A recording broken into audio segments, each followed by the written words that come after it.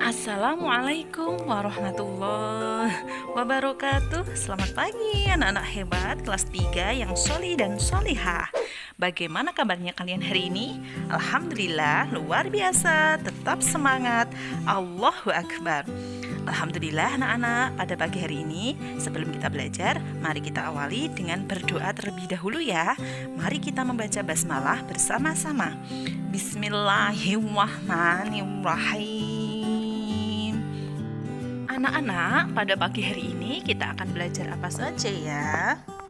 Yang pertama, membuat simpulan dari teks percakapan tentang wujud benda. Yang kedua, manfaat sikap tolong-menolong. Sudah siap anak-anak?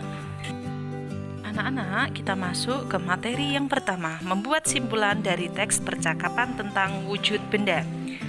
Yang perlu diingat, informasi dapat ditemukan dari teks percakapan.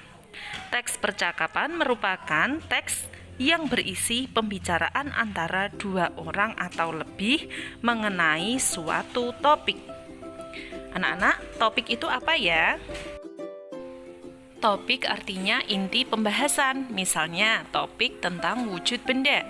Informasi tentang wujud benda dapat diperoleh dari teks percakapan. Setelah itu, kita dapat membuat simpulan dari teks tersebut. Anak-anak, simpulan itu apa? Simpulan merupakan pendapat akhir berdasarkan uraian sebelumnya. Mari perhatikan contoh teks percakapan berikut ini. Judulnya wujud benda. Pada hari Minggu, Jonas menemani ibu berbelanja buah-buahan di toko buah. Ada berbagai jenis buah di toko itu, seperti semangka, jeruk, apel, anggur, mangga, dan durian. Perhatikan, di sini ada percakapan antara ibu Jonas, dan penjual. Berapa harga 1 kg buah jeruk? Kemudian penjualnya menjawab ketika ibu Jonas bertanya tadi. Harga 1 kg buah jeruk Rp25.000, Bu. Kemudian ibu Jonas kembali berkata, saya beli 2 kg ya. Kemudian Jonas ikut berbicara anak-anak. Nanti aku mau minum jus jeruk ya, Bu. Ibu Jonas menjawab, tentu saja boleh, Jonas. Kemudian Jonas menyampaikan kepada ibu, buah jeruk bentuknya bulat, jus jeruk wujudnya cair.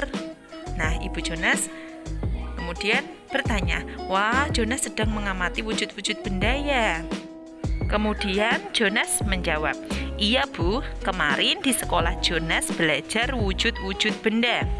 Ada benda yang wujudnya padat, ada yang wujudnya cair, dan ada yang wujudnya gas. Kemudian Ibu Jonas berkata, betul Jonas, di sekitar kita terdapat berbagai benda. Wujudnya ada yang padat, ada yang cair, dan ada yang gas. Nah, anak-anak, dari teks percakapan tadi kita dapat menarik simpulan. Nah, mari kita tarik simpulan bersama-sama.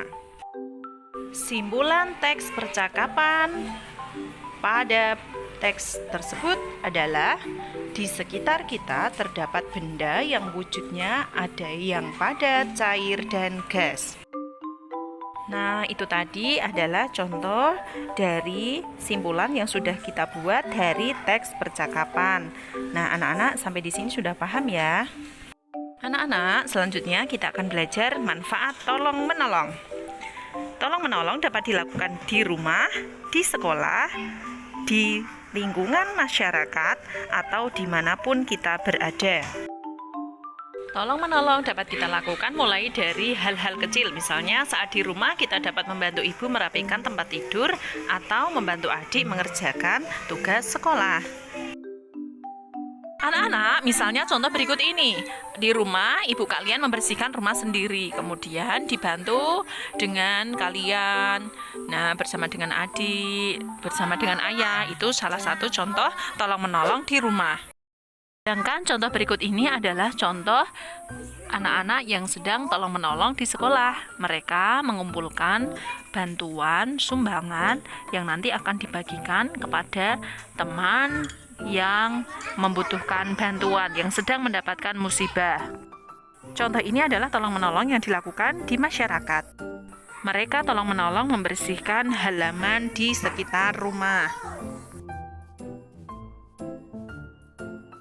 Anak-anak, sedangkan ini contoh tolong-menolong yang dilakukan di mana saja ketika kalian berangkat sekolah, kemudian ada kakek yang ingin menyeberang, kemudian kalian menolong kakek tersebut meskipun kalian belum kenal. Nah, itulah contoh dari tolong-menolong yang dilakukan di mana saja. Selain itu, masih banyak contoh yang lainnya. Menolong orang lain merupakan perbuatan terpuji yang sesuai dengan pengamalan sila kedua Pancasila. Masih ingat anak-anak bagaimana bunyi sila kedua Pancasila?